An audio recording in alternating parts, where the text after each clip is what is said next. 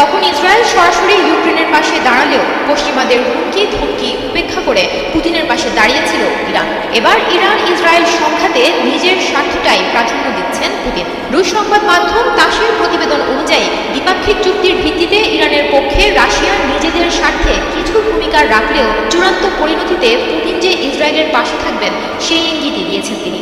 Saint Petersburg আন্তর্জাতিক অর্থনৈতিক ফোরামের পূর্ণাঙ্গ অধিবেশনে দেয়া এক সাক্ষাৎকারে পুতিন বলেন, যারা রাশিয়ার মিত্রদের প্রতি প্রতিশ্রুতি নিয়ে প্রশ্ন তুলেছেন তারা উস্কানিদাতা। আরব এবং ইসলামী বিশ্বের সাথে রাশিয়ার সম্পর্ক ঐতিহ্যগতভাবে বন্ধুত্বপূর্ণ। তবে এ কথা স্পষ্ট যে রাশিয়ার প্রায় 2 মিলিয়ন মানুষ ইসরায়েলে বসবাস করে। ইসরায়েল প্রায় রাশিয়ান ভাষী একটি দেশ। নিঃসন্দেহে রাশিয়ার সমসাময়িক ইতিহাসে মস্কো সর্বদা ইসরায়েলের এই বিষয়টি বিবেচনা করে। ইরানের পরমাণু কর্মসূচি রুখে দিতে শুরু থেকেই যুক্তরাষ্ট্রের সাহায্য চেয়ে এসেছে ইসরায়েল, কারণ মাটির বেশ গহীনে অবস্থিত ফোর্দো পরমাণু স্থাপনায় হামলা করার সামর্থ্য তাদের ছিল না। শেষ পর্যন্ত ইরানের 3টি পারমাণবিক স্থাপনায় একযোগে হামলা চালিয়েছে যুক্তরাষ্ট্র। এই সামরিক অভিযানের আনুষ্ঠানিক নাম দেওয়া হয়েছে অপারেশন মিডনাইট হ্যামার। 25 মিনিটের এই অভিযানে অংশ নেয় 125টি মার্কিন যুদ্ধবিমান। যুক্তরাষ্ট্রের মিসৌরি থেকে উড্ডয়নের পর প্রায় 37 ঘন্টা উড়ে আসে অভিযানের মধ্যমণি 7B2 বোমারু বিমান। বিমানগুলো ইরানের ফোর্দো এবং নাতাঞ্জ পরমাণু স্থাপনায় 14টি বাংকার বাস্টার বোমা ছড়ে।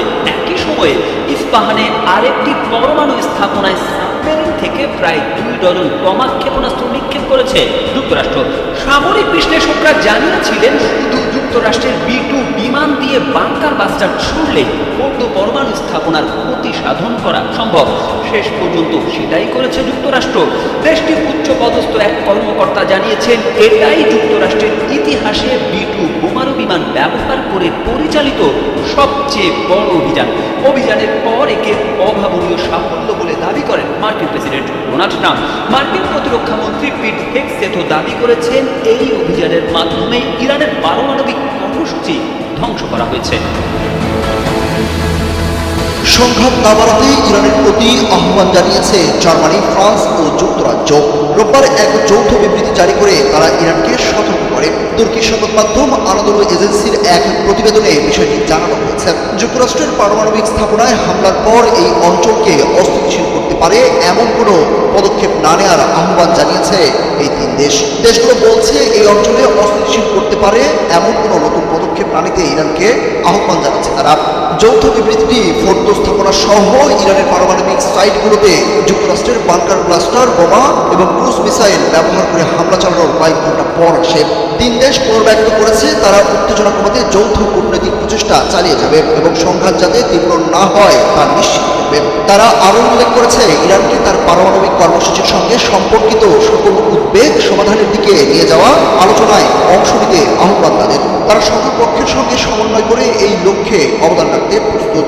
জার্মানি, ফ্রান্স এবং যুক্তরাজ্য জানায় তারা তাদের লক্ষ্যে স্থির। ইরান যেন পারমাণবিক অস্ত্র অর্জন না করে তা তারা নিশ্চিত করতে চায়। সেই সঙ্গে শান্তি ও স্থিতিশীলতার জন্য কাজ করার প্রতিশ্রুতি এবং ইসরায়েলের নিরাপত্তার প্রতি 3 দেশ সমর্থন অব্যাহত রাখবে বলেও ব্যক্ত করে।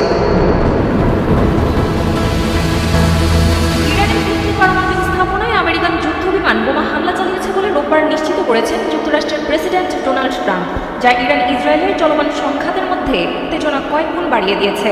এই ইস্যুকে কেন্দ্র করে মন্তব্য করেছেন মার্কিন ভাইস প্রেসিডেন্ট জেডি ভ্যান্স।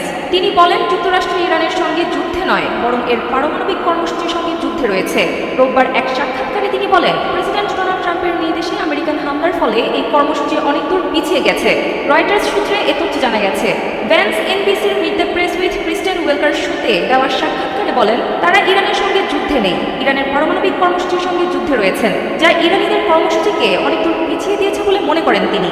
বলেন, ইরানিদের পারমাণবিক অস্ত্র তৈরি করতে আরও অনেক বছর লাগবে। ভ্যান্স বলেন, তারা শাসন পরিবর্তন চান না, তারা এটিকে দীর্ঘায়িত করতে চান না, তারা চান অপারমাণবিক কর্মসূচি এবং তারপর ইরানিদের সঙ্গে